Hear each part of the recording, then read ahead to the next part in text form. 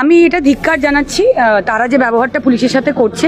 এবং আমি একজন পুলিশ ফ্যামিলিরই মেয়ে, আমার বাবা 35 বছর পুলিশে চাকরি করেছেন।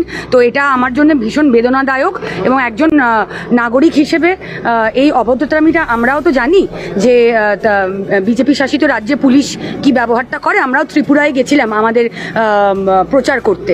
তো সেক্ষেত্রে আমাদের পার্টির লোকেরাও মার খেয়েছে পুলিশের হাতেই।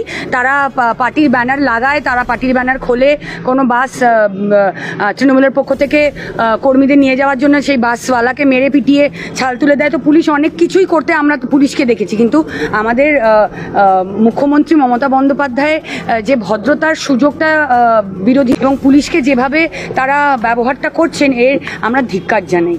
তারা তাদের কাজটা করছে, তাদের যে কাজ তারা করছে এবং তারা অনৈতিকভাবে মানে কি বলবো, মানে যে ব্যবহারটা করছে, যে মারবো ধরবো এইভাবে, মানে আমরা মুখে বলতেই পারি, কিন্তু যেভাবে ওপেনলি থ্রেট দিচ্ছে পুলিশকে, তো মানে ভালো মানুষিতার সুযোগ নেওয়া ছাড়া এটাকে আর কিছুই বলা যায় না।